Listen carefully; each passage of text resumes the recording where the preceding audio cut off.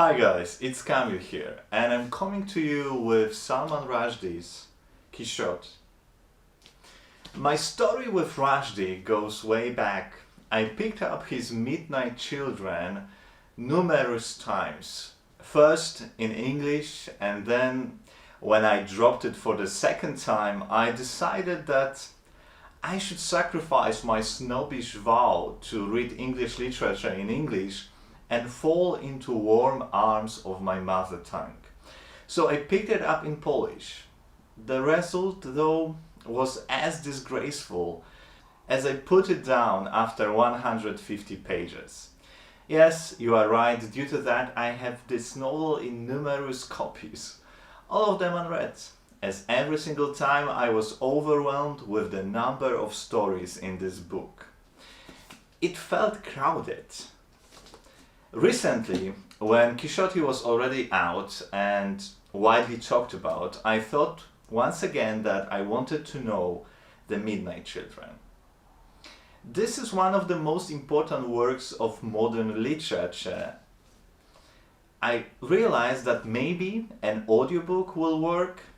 Unfortunately, there was no audiobook I could find, so I ended up with BBC Radio adaptation of the novel.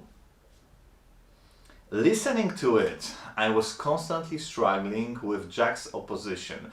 My memories of reading a book and this amazing story I was listening to, I was thinking, puzzled, wondering why I was having such a difficult time reading it. It all made sense when at the end of the BBC adaptation I had a chance to listen to the interview with Rushdie himself, who explained the origins of his work.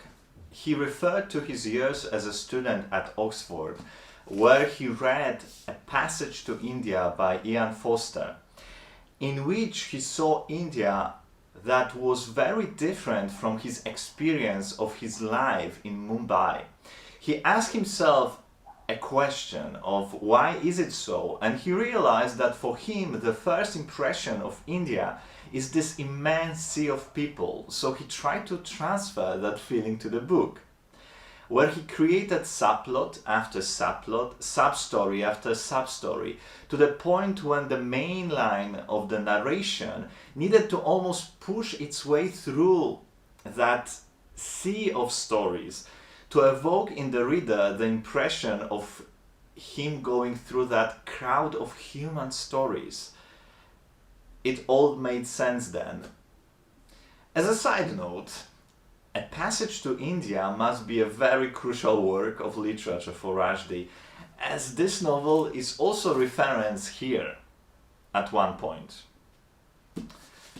Therefore, when I was picking up Quixote, I was expecting a different experience, knowing that this book is not even set in India. Yes, I thought it should be easier. Don Quixote by Cervantes is often described as the first realist novel in the Western tradition, a novel depicting the struggle between illusion and reality. Rushdie used this reference to showcase the post-truth, post-realist world of America in the era of Trump. The post-truth is not only a quality of nowadays America, obviously, but it is also the main characteristic of the modern world. And it's internet and social media, I believe, that perpetrated that dooming us all element. We live in a world where for some people there seem to be no facts anymore. Everything is just an opinion. Greta Thunberg said it brilliantly in her interview on Trevor Noah's show. Do you feel a difference in the conversation traveling from Sweden to America? Is there a different feeling around climate change? I would say yes, because here it feels like it is being discussed as something whether you believe in or not believe in. And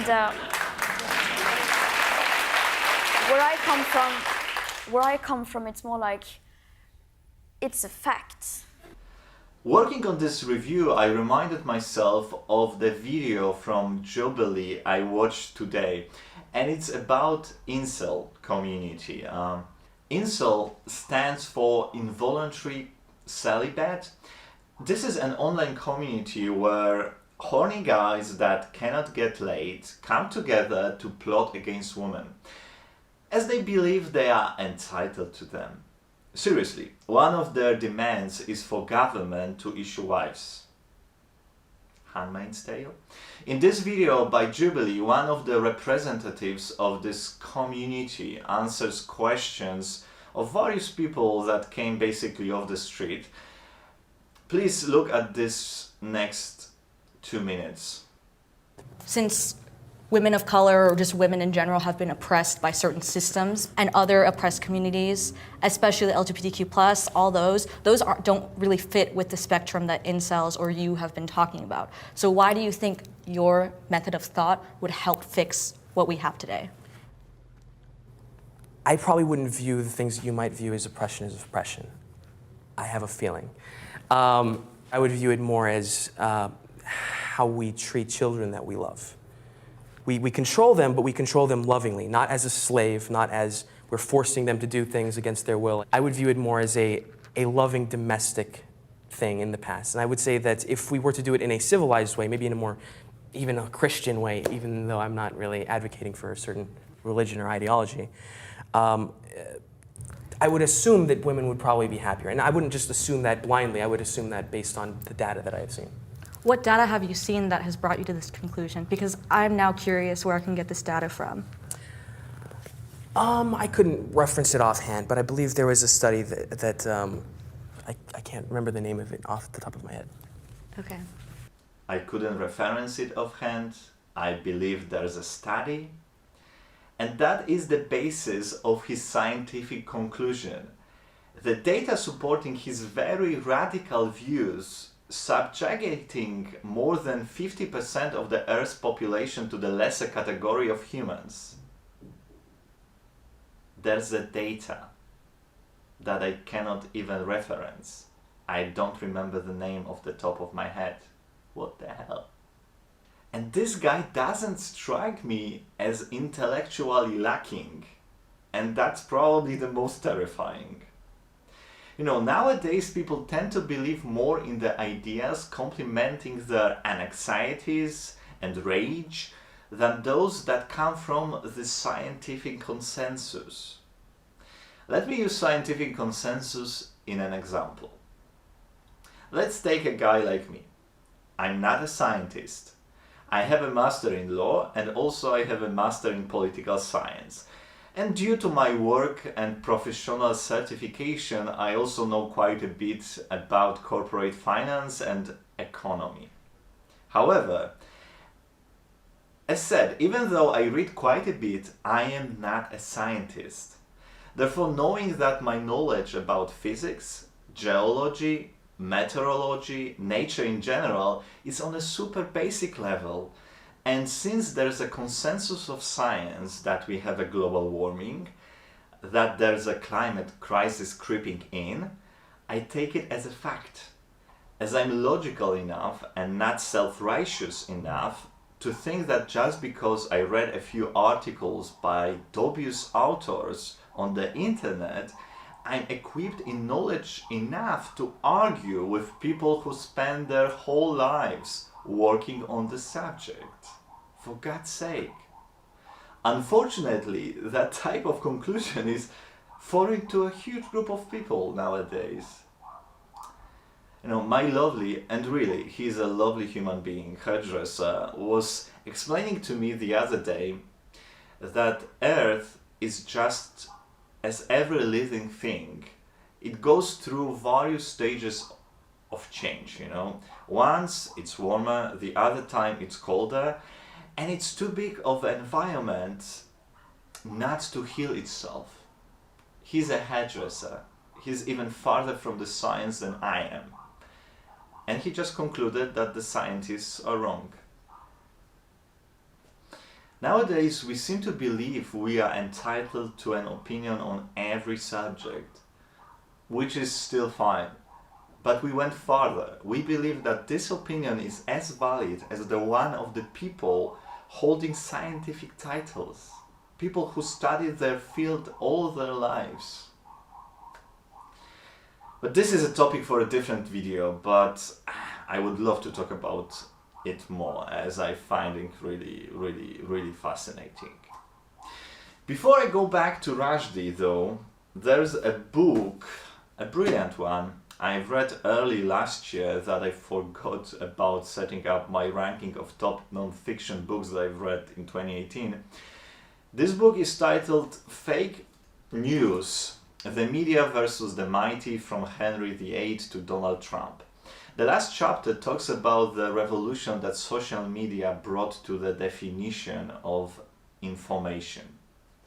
I recorded a video talking about this book in length. It's more of a summary of it than a review, so let me link it down in the box below. We are in the Third Valley, just as Rushdie's characters. The Third Valley is the place where the knowledge is useless. And paraphrasing a fragment of this novel, the reality as we had understood the world would now cease to exist. So maybe this theatricality is an aspect of that transformation. This seems like a perfect summary of our world nowadays. Rushdie in this postmodernist novel depicts the life of a B-class writer who decided to diverge from his normal staff and write a book about pharmaceutical salesman, a modern-day Quixote traveling through post-truth states to his Dulcinea, a star of a TV series and a talk show host, Salma. He travels with his Sancho through the states where visions and hallucinations are part of everyday life. It's as much of a political novel as Dax Newbury Report by Lucy Ellmann are. Rushdie, just like her, talks about immigration, the rise of right-wing xenophobia, media. He also refers to Native American genocide, the genocide of Native Americans and their culture is being referred to through the explanation of the Native Americans' names of various city towns in the USA. But he does it all with typical for him humor, and in this novel, more than anywhere else, pastiche. And let me give you the example when he talks about USA and UK. Black citizens were regularly killed by white policemen in one of those other countries, or arrested in hotel lobbies for the crime of making a phone call to their mothers, and children were murdered in schools because of a constitutional amendment that made it easy to murder children in schools. And in the other country, a man was lynched by scared cow fanatics for the crime of having what they thought was beef in his kitchen. And an 8-year-old girl from a Muslim family was raped and killed in Hindu temple to teach the Muslim population a lesson. Yeah. There's so much to decipher here. For instance, there are fragments where Rushdie talks about the language used as a tool for possession, you know. Mentioned earlier, those Native American names either change or with their meanings that nobody remembers anymore.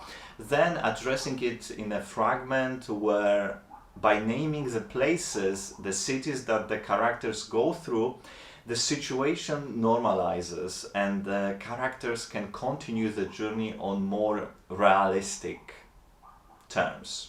He also talks about opioid crisis, but again via very comic story of a pharmaceutical giant setting up the network of doctors willing to become his, dealers.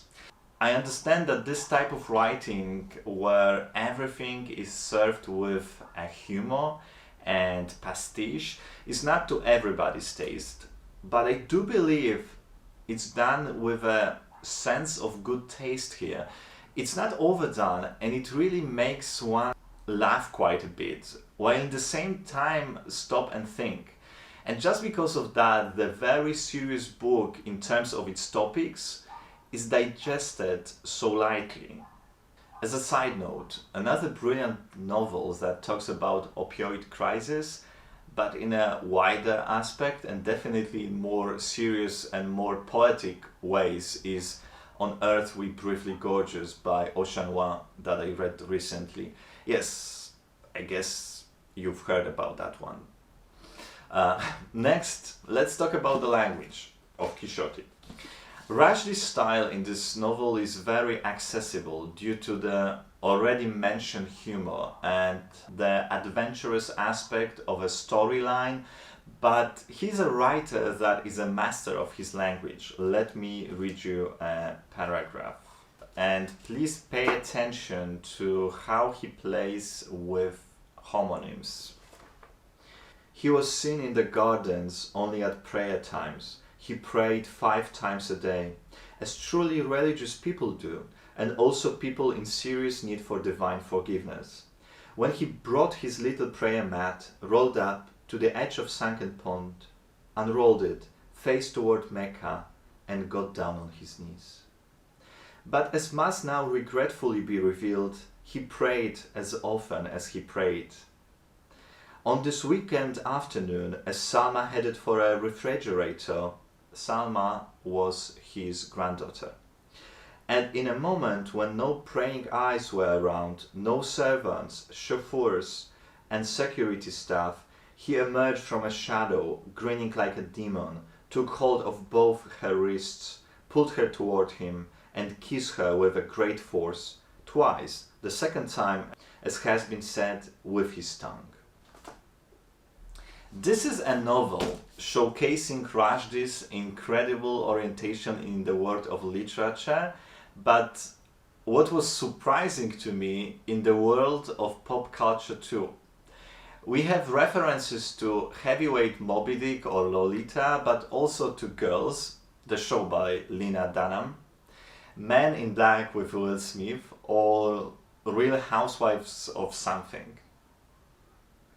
I think it was a review in Guardian, though, where the reviewer said that somebody should turn off Google on Rushdie's computer because he seems to be swollen with the amount of pop junk he digests, and that somehow makes his critique fall flat. I didn't feel that. On the contrary, what it made me feel was growing sympathy to the author, and maybe made me see him as more relatable, while in his online persona he's rather annoying. He seems a bit elitist, like he was saying, I'm this probably the most appreciated of living writers nowadays type of stuff. Okay guys, please let me know if you read Quixote, if you are planning on reading it, what else you read by Rushdie, what would you recommend for me to pick up next, and I hope to see you soon. Bye bye.